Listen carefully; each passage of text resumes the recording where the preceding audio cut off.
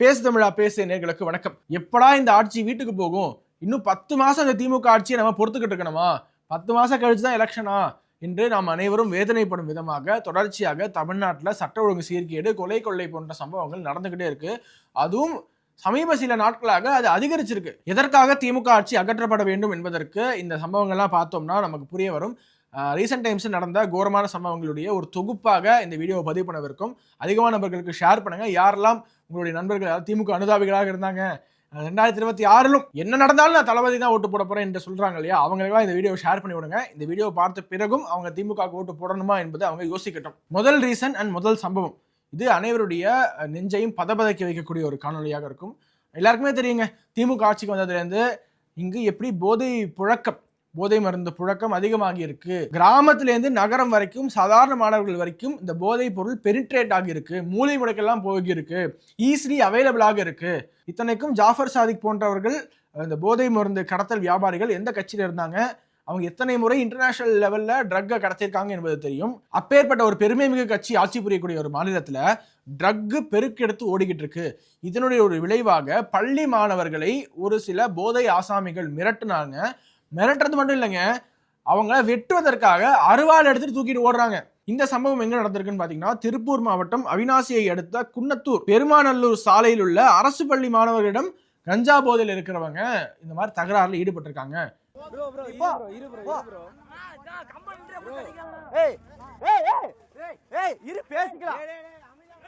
யூனிஃபார்ம்ல இருக்காங்க. அவங்களையே இந்த போதை ஆசாமிகள் அருவாளை கொண்டு துரத்திட்டு ஓடுறாங்கன்னா இங்கு எப்படி இருக்கும் சட்ட ஒழுங்கு என்பதை யோசிச்சு பாருங்க. காவல்துறை ஸ்ட்ரிக்டான நடவடிக்கை எடுத்திருந்தா பள்ளி மாணவர்கள் கூடக்கூடிய இடம், போக்குவரத்து, அந்த போயிட்டு வர இடத்துல, ஸ்கூலுக்கு பக்கத்துல அருகாமையில ப்ராக்சிமிட்டியில் இருக்கக்கூடிய இடத்துல எல்லாம் ரோந்து பணியில தொடர்ச்சியாக ஈடுபட்டிருந்தால், அவர்களுக்கு ஃப்ரீ ஹேண்டை இந்த முதல்வர் கொடுத்திருந்தால் இவ்வளோ ஒரு அசம்பாவங்கள் நடந்துகிட்டே இருந்திருக்காது. ஏனென்றால் இது ஒரு சம்பவம் கிடையாது. தமிழ்நாடு முழுக்க போதை ஆசாமிகளுடைய வெறியாட்டம் அதிகமாகிவிட்டது. சாதாரண பச்சிளம் சிறுமிகள்லேருந்து மூதாட்டி வரைக்கும் அவங்க போதையில கொலை பண்றது மட்டும் இல்லாம கற்பழிக்கவும் செஞ்சுக்கிட்டு இருக்காங்க. இது ஒரு பக்கங்க. அரசு பள்ளி மாணவர்களுக்கே பாதுகாப்பு இல்லை என்பது ஒரு பக்கம். அந்த அரசு பள்ளி மாணவர்களால ஆசிரியர்களுக்கு பாதுகாப்பு இல்லை என்பது இன்னொரு பக்கம். சாதாரணமாக போதை ஆசாமிகளால பள்ளி மாணவர்களுக்கு பிரச்சனை. பள்ளியிலேயே ரவுடிசம் பண்ணிட்டு சுத்திட்டு இருப்பாங்களே ஒரு சில மாணவர்கள், அவர்களுடைய விளைவாக என்ன நடந்திருக்கு?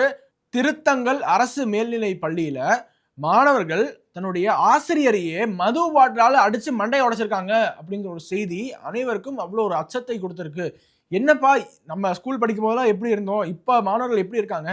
இப்படி தன்னுடைய சொந்த அரசு பள்ளி ஆசிரியர்களுக்கே பாதுகாப்பு கொடுக்க முடியாத நிலையில் இருக்கக்கூடிய தமிழ்நாடு அரசு பள்ளி கல்வித்துறை, நாங்க தான் இந்தியாவில் நம்பர் 1 என்று பீத்துக் கொள்ளக்கூடிய இந்த பள்ளி கல்வித்துறை, அதனுடைய இன்னொரு அவலத்தை சொல்லட்டுமா? என்னன்னா, அரசு பள்ளியில கூரை இடிஞ்சு விழுந்திருக்கு. இது எங்க தெரியுமா? மதுராந்தகம் அருகே புதுப்பட்டு என்ற அரசு பள்ளியில கூரை இடிஞ்சு விழுந்ததுல 5 மாணவர்கள் படுகாயம் அடைஞ்சிருக்காங்க. நம்ம இந்த வீடியோ, இதுக்கு முந்தைய வீடியோ, அதுக்கு முந்தைய வீடியோ என்று 4-5 வீடியோவாக தொடர்ச்சியாக முதல்வர் மு.க. ஸ்டாலின் அவர்களை பார்த்து ஒரே ஒரு கேள்வி மற்றும் ஒரு கோரிக்கையை தான் வச்சிருந்தோம். என்னன்னா, தமிழ்நாடு முழுக்க நீங்க இந்த விடுதிகளுக்கு பெயர் மாத்திருக்கீங்க, சோஷியல் ஜஸ்டிஸ் ஹாஸ்டல் என்று பெயர் மாத்திருக்கீங்க. அதனால ஒரு நயா பைசாக்கு பிரயோஜனம் கிடையாது. நீங்க உண்மையிலேயே அரசு விடுதிகளுடைய தரத்தை மேம்படுத்த வேண்டும். அரசு விடுதிகளில் உணவருந்திய மாணவர்கள் வாந்தி மயக்கத்துக்கு உள்ளாராங்க. அரசு பள்ளியில் இருக்கக்கூடிய தரம் எப்படி இருக்குன்னா, கூரை இடித்து விடுற அளவுக்கு தான் இருக்கு என்று சொல்லி வாய மூடல. உடனடியாக ஒரு செய்தி வருது, மதுராந்தகம் அருகே இது போன்ற கூரை இடிந்து விழுந்து 5 மாணவர்களுக்கு படுகாயம் என்ற ஒரு செய்தி வருது. தமிழ்நாடு முழுக்க இதுக்கு என்ன முக்கியமான பிரச்சனை என்றால், அரசு தன்னுடைய பட்ஜெட்ல பள்ளி கல்வித்துறைக்காக செலவிடப்படுகிற நிதியில பெரும்பாலான நிதி, 90% அதிகமான நிதி எங்க செலவிடப்படுகிறது என்றால் ஆசிரியர்களுக்கான பென்ஷன் மற்றும் சம்பளம். ஸோ சேலரிஸ் அண்ட் பென்ஷன்ஸ்க்கே பெரும்பாலான நிதி போய்விடுவதனால அரசு பள்ளியால் இன்ஃப்ராஸ்ட்ரக்சர் டெவலப்மெண்ட்காக செலவு செய்ய முடியவில்லை. ஒவ்வொரு முறையும் இங்கு தமிழ்நாடு அரசு பள்ளிகளுடைய நோட் த பாயிண்ட், மேம்படுத்துவதற்காக, அதனுடைய இன்ஃப்ராஸ்ட்ரக்சருக்காக யார் செலவிடுறாங்க? மத்திய அரசாங்கம். நபார்டு, எஸ்எஸ்சி போன்ற நிறைய திட்டங்கள் இருக்கு. அது 5ஆம் வகுப்பு முதல் 10ஆம் வகுப்பு வரை, 10 மற்றும் 11, 12 இதெல்லாம் நிறைய கேட்டகரி வச்சிருக்காங்க. ஒவ்வொரு கேட்டகரிக்கும் தனித்தனியாக நிதி ஒதுக்கி இன்ஃப்ராஸ்ட்ரக்சரை மேம்படுத்துவதற்காக மத்திய அரசாங்கம் நிதி கொடுத்துட்டு இருக்கு. அந்த நிதியாவது ஒழுங்கா செலவிடுறாங்கன்னு பார்த்தோம்னா உங்களுக்கே தெரியும். அதோட மாநில அரசாங்கம் அவங்க செலவிடுற நிதியையும் சரியாக செலவிடுவது கிடையாது. அன்பில் மகேஷ் பொய்யாமொழி அவர்களுடைய சொந்த கிராமத்திலேயே, சொந்த ஊர்லேயே ஒரு அரசு பள்ளியில மாணவர்கள் மரத்தடியில் உட்காந்து படிச்சுக்கிட்டு இருக்காங்க என்பதை அண்ணாமலை அவர்கள் ரொம்ப முன்னாடி எக்ஸ்போஸ் பண்ணியிருந்தாரு. ஸோ தமிழ்நாட்டில் இப்படி பள்ளி கட்டிடங்கள் எப்போ வேணா இடிஞ்சு விழலாம். இன்னும் ஒரு வருஷத்துக்கு முன்னாடி ஒரு செய்தி பார்த்திருப்போம், கூரையெல்லாம் அரசு பள்ளியில இடிஞ்சு விழுந்தனால தண்ணி சொட்டுது, இன்னும் நிறைய இடத்துல ஆசிரியரே இல்லை என்றெல்லாம் பார்த்திருப்போம். அதனால மீண்டும் சொல்வது, நாங்கள் நம்பர் 1 என்று மார்த்தடி கொண்டால் மட்டும் பத்தாது. நீங்கள் என்ன செய்ய வேண்டும் என்றால், முதல்ல உங்களுடைய ஆசிரியர்களுக்கு பாதுகாப்பு தேவை, 2வது உங்களுடைய மாணவர்களுக்கு பாதுகாப்பு தேவை, 3வது உங்களுடைய பள்ளி கட்டிடங்கள் சரியாக பராமரிக்கப்படுகின்றனவா என்று உறுதி செய்ய வேண்டும். ஏனென்றால் இப்பொழுது 5 மாணவர்கள் படுகாயம் அடைஞ்சிருக்காங்க. ஏதாவது ஒரு மாணவருடைய உயிர் போயிருந்தால் இந்த பள்ளி கல்வித்துறை பதில் சொல்லுமா? அதற்கு யார் பொறுப்பு? தமிழ்நாடு அரசு பள்ளி கல்வித்துறையை நம்பி பெற்றோர்கள் ஸ்கூலுக்கு அனுப்புறாங்கன்னா அந்த ஸ்டூடெண்ட்ஸ் பாதுகாப்பாக வீடு செல்லும் வரை உங்களுடைய பொறுப்பு இல்லையா? அதனால மீண்டும் சொல்கிறோம், மீண்டும் சொல்கிறோம், சொல்லிக்கொண்டே இருப்போம். விளம்பரத்துக்கு செலவு பண்ணுங்க, 1000 கோடி 10,000 கோடி கூட செலவு பண்ணுங்க. ஆனால் நீங்கள் செய்ய வேண்டியவற்றை செய்துவிட்டு பேசிக் ஃபெசிலிட்டிஸை கொடுத்துட்டு குடிநீர்லேருந்து அந்த தரமான கட்டிடம் வரைக்கும் சரியான ஒரு வசதியை செய்து கொடுத்து விட்டு 1000 கோடி கூட நீங்க செலவு பண்ணுங்க என்றுதான் இந்த முதலமைச்சரை பார்த்து கேட்டுக்கிறோம். இன்னும் நீங்க ஒரு 10 மாதம் இருக்க போறீங்க. இந்த 10 மாதத்திலேயாவது ஒரு அரசு பள்ளியில கூட ஒரு கூரை கூட இடிந்து விழாத வண்ணம் அட்லீஸ்ட் இந்த மாவீரன் படத்துல வர மாதிரி பேட்ச் ஒர்க்காவது பண்ணுங்க. ஏன்னா உங்களுக்கே தெரியும், அந்த அரசு பள்ளி கட்டிடத்தை பார்த்தாலே தெரியும் இன்னைக்கு இடிஞ்சு விழப்போதா நாளைக்கு இடிஞ்சு விழப்போதான்ட்டு. அட்லீஸ்ட் பேட்ச் ஒர்க்காவது பண்ணுங்க என்று தாழ்மையோடு கேட்டுக்கிறோம். அட இருங்க, நான் சொன்னது எல்லாமே தமிழ்நாட்டில் நடக்கக்கூடிய தினந்தோறும் நடக்கக்கூடிய சட்ட ஒழுங்கு பிரச்சனைகள்ல ஒரு சில சாம்பிள்ஸ் பெரிதளவில் வெளியில ஊடகங்களில் பேசப்பட்டு பாஜக தலைவர்கள் ட்வீட் பண்ணது, அதுலேருந்து மட்டும் தான் சொல்லியிருக்கேன். அதோட இன்னும் நிறையா இருக்குது பாருங்களேன். இப்படி தான் கடந்த சனிக்கிழமை அன்னைக்கு திருவள்ளூர் மாவட்டம் கும்மிடிப்பூண்டியில் ஒரு 10 வயது சிறுமி தனியாக ரோட்டில் நடந்து போயிருக்காங்க. அந்த 10 வயது சிறுமியை கடத்தி ரேப் பண்ணியிருக்காங்க. இந்த 10 வயசு பொண்ணு இப்போ பார்த்தீங்கன்னா கிட்டத்தட்ட 6 நாள் ஆக போகுது. இந்த 6 நாள் ஆகியுமே இன்னுமே குற்றவாளிகளை கைது செய்யவில்லை காவல்துறை. அந்த வீடியோவை பார்க்கும்போது ஒரு 10 வயது பெண் கூட சுதந்திரமாக ரோட்டில் நடந்து போக முடியாத அளவுக்கு தான் இங்கே இருக்கு நிலைமை என்று நினைக்கும் போது அவ்வளோ வேதனையாக இருக்குது. இதை பார்க்கக்கூடிய இந்த வீடியோவை பார்க்கக்கூடிய அனைவருக்கும் அவ்வளோ வேதனையாக தான் இருக்கும். இதையெல்லாம் கட்டுப்படுத்த வேண்டிய காவல்துறையை தன்னுடைய கையில் வைத்திருக்கக்கூடிய முதலமைச்சர் அவர்கள் தன்னுடைய சொந்த மாநிலத்தினுடைய காவல்துறையை எப்படி ட்ரீட் பண்றாரு என்று சமீபத்தில் ஒரு டிஎஸ்பி பகிரங்கமாக பிரஸ்ல பேசியிருப்பாரு. ஒரு பெரிய பிரஸ் மீட், நீண்ட நெடிய பிரஸ் மீட் ஒன்று கொடுத்திருப்பாரு. என்னை சஸ்பெண்ட் பண்ணாலும் பரவாயில்ல, நான் இந்த உண்மையை சொல்லியே தீருவேன் என்று. அதுக்கு முன்னாடி பார்த்தீங்கன்னா அவருடைய ஒரு வீடியோ ஒன்று வைரல் ஆச்சு. தெருவுல அவர் தன்னந்தனியாக நடந்து போறாரு, நடந்து போயிட்டு இருக்காரு. அவருக்கு அளிக்கப்பட்ட வாகனம் அவரிடமிருந்து எடுத்துக்கொள்ளப்பட்டது. காரணம் என்ன சொல்றாங்க தெரியுமா? டிஎஸ்பி என்ன சொல்றாரு, அமைச்சர் மெய்யநாதன் அவர்களுக்கு தேவை என்பதற்காக என்னுடைய வாகனம் என்னிடமிருந்து எடுத்துக்கொள்ளப்பட்டது. ஆனா அவருக்கும் மினிஸ்டருக்கும் போகல. இவங்க என்ன டார்கெட் பண்ணி நான் நேர்மையாக இருப்பதனால என்ன அட்ஜஸ்ட் பண்ணிக்க சொல்றாங்க.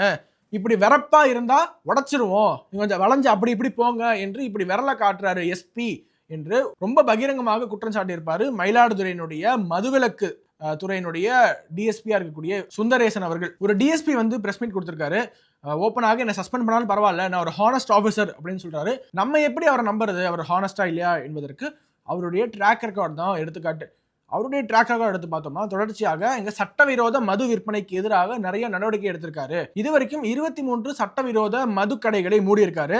அது தவிர 1200 பேர் மீது யாரெல்லாம் சட்டவிரோதமாக மது விற்கிறார்களோ அது மாதிரி 1200 பேர் மீது வழக்கு தொடுத்து அதில் 700 பேரை 700 பீப்புளை அவர் ஜெயிலுக்கு அமைச்சிருக்காரு என்பது அவருடைய ட்ராக் ரெக்கார்டு. கடந்த ஆண்டு பார்த்தீங்கன்னா திமுக அரசாங்கத்தினுடைய கட்டுப்பாட்டில் இருக்கக்கூடிய காவல்துறையினுடைய மனித உரிமை மீறல் குறித்து மனித உரிமை ஆணையத்தில் அறிக்கை கொடுத்த இவர் மீது ஒரு பழிவாங்கும் நடவடிக்கையில் தான் மயிலாடுதுறை மாவட்டத்துக்கே டிரான்ஸ்ஃபர் பண்றாங்க. மயிலாடுதுறை மாவட்டத்தில் இவருக்கு அவ்வளோ ப்ரெஷர் வருவதாக கிளைம் பண்றாரு. அது என்னன்னா, என்ன அட்ஜஸ்ட் பண்ணிட்டு போக சொல்றாங்க, நேர்மையாக இருக்க முடியல, என்ன உளவியல் ரீதியாக பாதிக்கிறாங்க என்று அவர் பகிரங்கமாக குற்றச்சாட்டு வச்சிருக்காரு.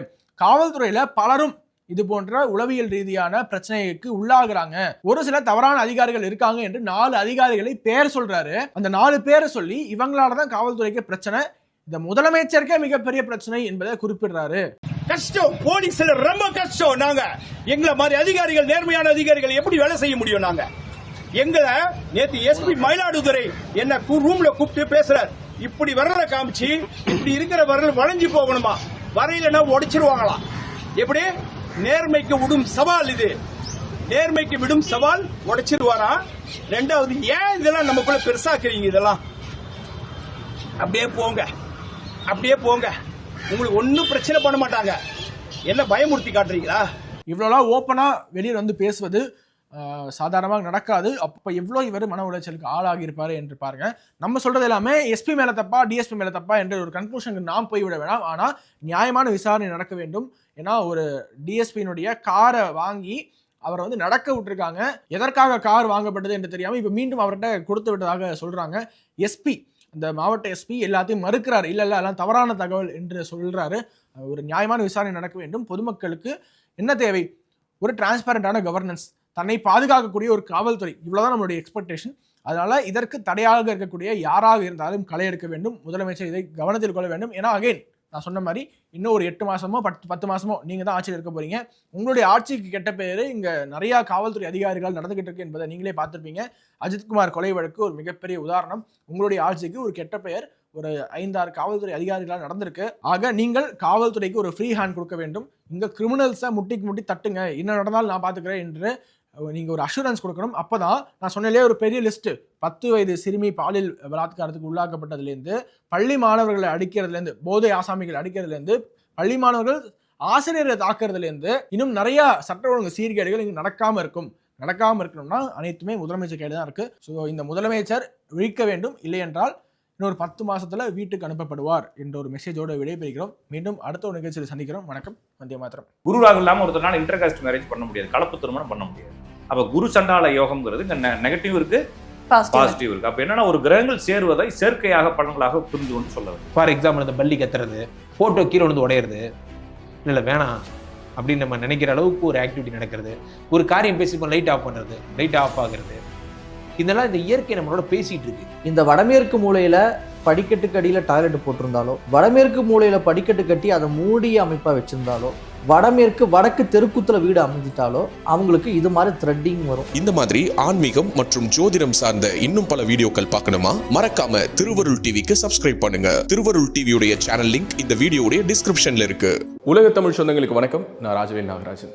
பேசு தமிழா பேசு வலையொலியுடைய வளர்ச்சிக்கு நீங்களும் உறுதுணையாக இருக்கணும்னு நினச்சிங்கன்னா இந்த வீடியோடைய டிஸ்கிரிப்ஷனில் இருக்கக்கூடிய ரேசர் பே லிங்கை கிளிக் பண்ணுங்கள். அந்த லிங்க்கில் போயிட்டு உங்களுக்கு விருப்பமான தொகையை பேசு தமிழா பேசுவனுடைய வளர்ச்சிக்கு உங்களுடைய பங்களிப்பாக நீங்கள் கொடுக்கலாம். நன்றி, வணக்கம்.